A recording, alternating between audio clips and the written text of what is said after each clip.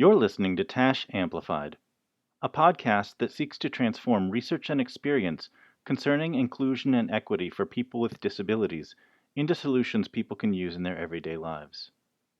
This is our second episode and preview of the TASH Annual Conference, to be held in St. Louis, Missouri from November 30th through December 2nd.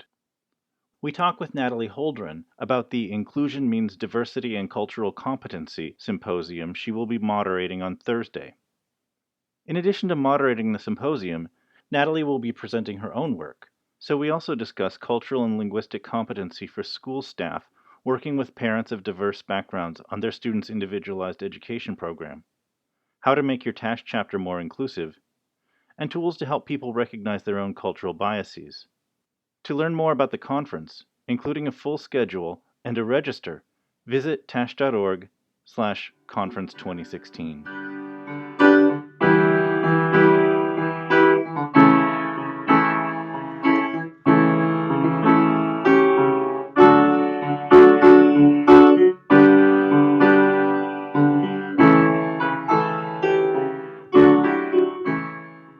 Natalie Holdren, tell us about yourself. What brought you to your work on disability issues? What are your areas of interest in your research? Thank you. I'd love to.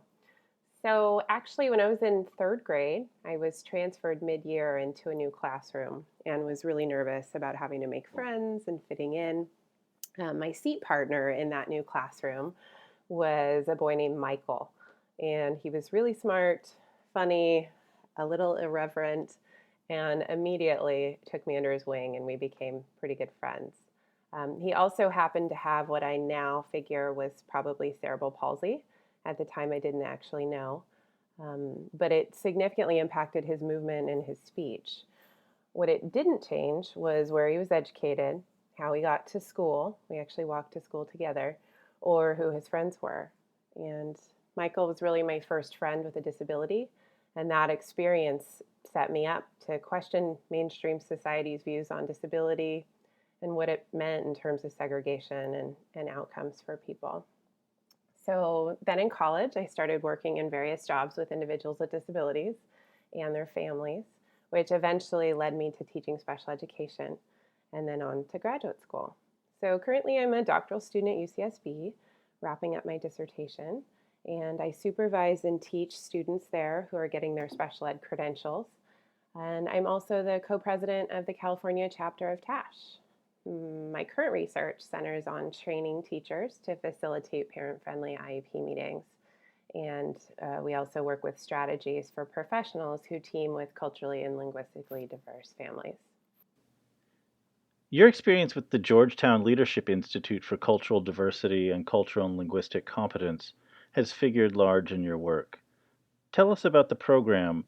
What did you learn from them that you're putting into practice or passing on to others? Well, in June of 2015, I was fortunate enough to participate in the very first cohort of their Leadership Academy for creating change in networks that support individuals with disabilities. The purpose of the Academy is to support those who want to advance and sustain cultural diversity and cultural and linguistic competence within the organizations that they serve. The program is really comprehensive, and it involves a series of activities that lead up to a fantastic 4-day workshop in Santa Fe, New Mexico. The content and the faculty were fantastic. But then once you leave the workshop, it's not over.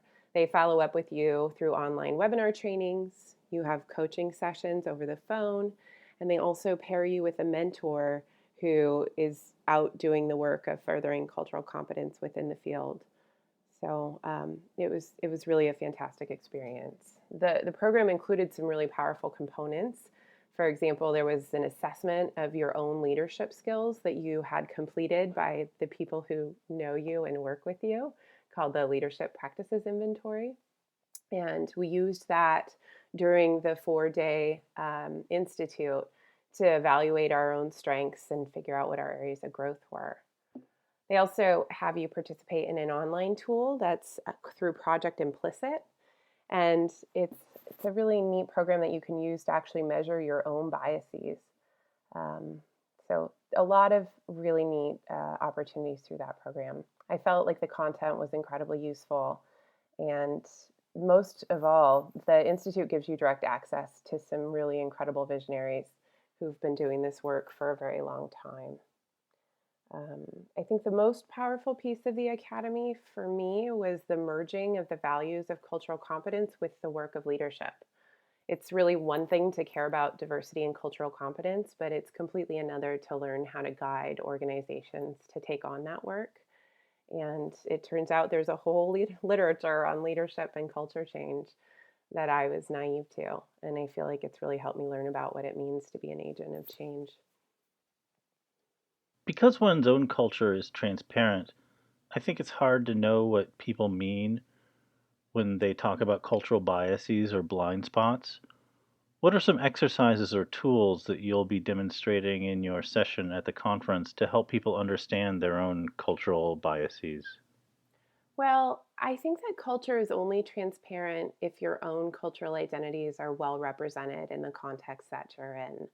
So, for example, culture is transparent if those around you have similar cultural identities as you and look and behave according to your own cultural expectations. But if you're suddenly transplanted to a place where your culture is not the norm, culture becomes very obvious and can create barriers for participating in society. Remedying issues like culture blindness is really about acknowledging that we all have multiple cultural identities that impact who we are and how we behave in different contexts. And I believe that those who feel firmly rooted in dominant American culture have a responsibility to look critically at their assumptions about the world and how others experience it, especially if they're in the position of supporting families who are culturally and linguistically diverse. One strategy I'll be sharing in my session is a template for looking at your own multiple cultural identities. And it's based on the work by Pamela Hayes out of the counseling literature. It was something I was introduced to at the Georgetown Leadership Academy. And I really like it because it allows you to think about the many aspects of your own cultural identity and how each of those can impact how you relate to and work with others. Um, and the great thing about this session is that it'll give participants tools to take back home so that they can start these conversations within their own organizations. You have three sessions at the annual conference. Your session on parent participation in the individual education program process is titled Meaningful Parent Participation: Professional Considerations for Teaming with Culturally and Linguistically Diverse Families. What barriers do culturally and linguistically diverse families face in the individual education program planning process? I think in a nutshell, there's a power differential that is kind of inherent in the IEP process that I think has the potential to disadvantage all parents, but especially those from culturally and linguistically diverse backgrounds. There's some themes that emerge in the research literature that demonstrate this.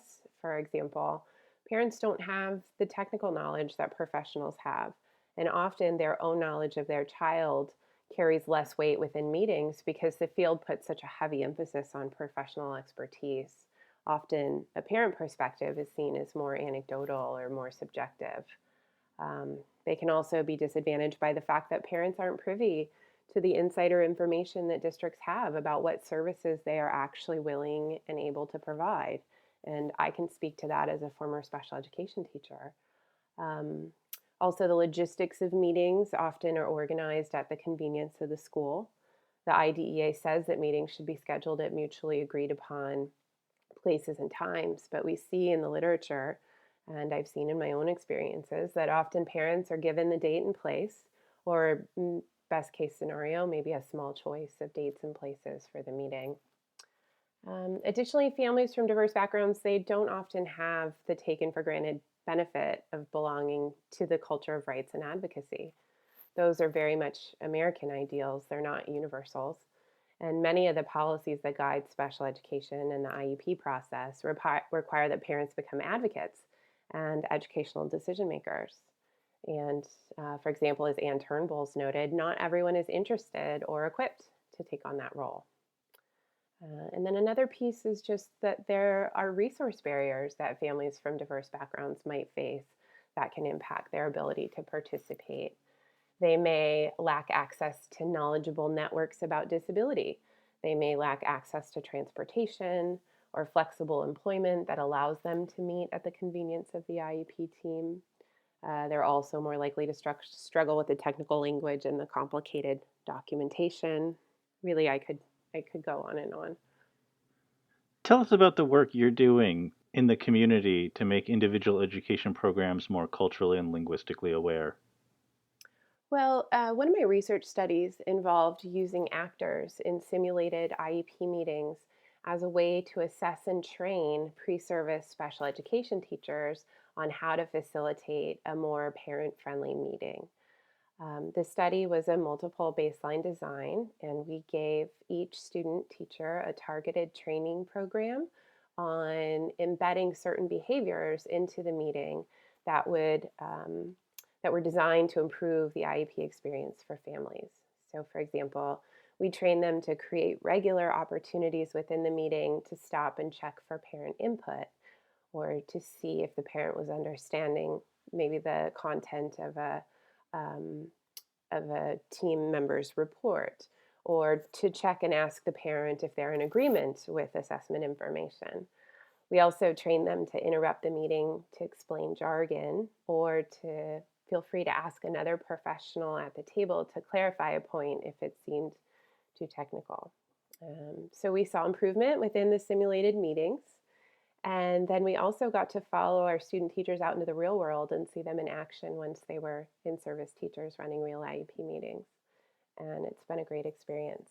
I think these skills will help all parents, and especially parents who are from culturally and linguistically diverse backgrounds. One of the sessions that you'll be presenting is titled Creating a More Diverse TASH Building Cultural Competence Within TASH Chapters. What work have you done to improve the cultural and linguistic competency of the California TASH chapter? What should other chapters be doing to make sure they're able to address the needs of the complete breadth of people with disabilities? I think the first step is just to have a conversation with your board and with your membership about what it would mean to build a more diverse, culturally competent chapter. I think it starts with looking at the demographics of your state and then looking at the makeup of your board and your membership and the attendees of any conferences or events that you hold. And I think if the diversity of your state is not reflected in the diversity of your organization and the people your organization serves, then you begin to brainstorm ways to change that. In my mind, it's really about creating an organization where the values of diversity and cultural and linguistic competence are at the center of all of the decisions that you make. And all of your committees reflect on ways to make the organization more accessible to diverse populations. So, for example, your nominations committee, your conference or event planning committee, your membership and keynote committee, everyone needs to be thinking about ways to create a more accessible organization. With CalTASH last year, I created a cultural competence committee, and one of our first tasks was to create a parent leadership scholarship to help bring individuals who were already active within their communities but had maybe never heard of CalTASH to our conference. And then within our conference, we set up some support so that we were meeting with them, introducing them to others. We invited them to a specific session on building a more diverse CalTASH and asked them to help us identify strategies we could use or others in their community that could benefit from our work. So those are just a few ideas, and we certainly have only just begun, but it's exciting and important work, and we're going to keep pushing forward. And last, you're going to be the moderator of the Inclusion Means Diversity and Cultural Competency Symposium. Can you tell us about some of the participants' presentations and what you hope to get out of the symposium? Absolutely. There are going to be some very talented researchers presenting their work. Grace Francis and her colleagues will be presenting on the transition experiences of Spanish-speaking families. A team from the University of Wisconsin-Madison will be there presenting on culturally and linguistically responsive social intervention strategies.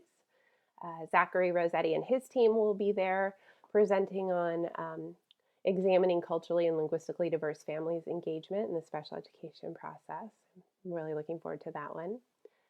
I think overall it's just an excellent collection of cutting edge research. And I think in the current climate, it's more important than ever for researchers, practitioners, and service providers to give this kind of work a place in the mainstream. And I really hope that this symposium does just that. People should obviously attend your sessions at the conference, but for people not attending the conference or unable to make one of your sessions, what are some resources where people can learn more about cultural and linguistic competency as they apply to issues of disability? Georgetown's National Center for Cultural Competence has some amazing resources on their website, including assessment tools that you can use to look at your own organization. In fact, I believe TASH partnered with them on one that all TASH chapters could certainly use to look at the work that their organizations are doing. There's also webinars and online trainings, and I would highly recommend that individuals apply to take part in the next cohort of the Leadership Academy, which will be June 19th through the 22nd. What else? I think Project Implicit is a website which allows you to explore your own biases in an interesting way, and I would highly recommend that. I also really love the work of Maya Callie-Amper and Beth Harry, and think that anyone who works with individuals with disabilities really needs to read Cultural Reciprocity in Special Education. Natalie Holdren, thank you for taking the time to talk with us today and preview some of the diversity and cultural competency sessions at the annual conference. We look forward to seeing those sessions in their entirety just a few short days from now. Thank you so much. You've been listening to TASH Amplified. For more about the series, including show notes, links to articles discussed, a complete transcript, and a schedule of episodes, visit tash.org/amplified. You can subscribe through iTunes or your favorite Android podcast app to have the series delivered automatically to your device so you never miss an episode. If you enjoyed today's episode, please give us a rating on iTunes. Ratings will help us get the series in front of more listeners. TASH is a values and research-based advocacy association with a 40-year record working for the rights of people with disabilities. On November 30th through December 2nd, TASH will hold its annual conference in St. Louis, Missouri. We hope you will join us there. In addition to Natalie Holdren's individual sessions, meaningful parent participation, professional considerations for teaming with culturally and linguistically diverse families, and creating a more diverse TASH, building cultural competence within TASH chapters, we will have over 20 hours of presentations on diversity, cultural competency, and self-advocacy, such as the Inclusion Means Diversity and Cultural Competency Symposium, where Natalie will be the moderator, as well as our board president, Ralph Edwards, speaking on the panel, People of Color with Disabilities, Research and Systems Change. These are just a few of the 300-plus sessions presented by self-advocates, educators, family members, researchers, and service providers, covering inclusive education, self-determination, employment, sexuality, assistive technology, the home and community-based waiver, and more. For a complete schedule of sessions, browsable by speaker and topic, and to register, visit tash.org/conference 2016. You can receive updates from TASH on this podcast and our other activities by following us on Facebook or on Twitter at TASHTweet. Music for TASH Amplified is an original composition and performance by Sunny Sefarati, the co-director and autistic self-advocacy mentor at The Musical Autist. You can learn more about The Musical Autist at themusicalautist.org. This has been a sample of the colleagues and conversations available through TASH. It is only because of the excellent work that our members do that we can bring you this information. For more resources such as this and to become a member, visit tash.org/join. We'll hear from another outstanding advocate again in 2 weeks.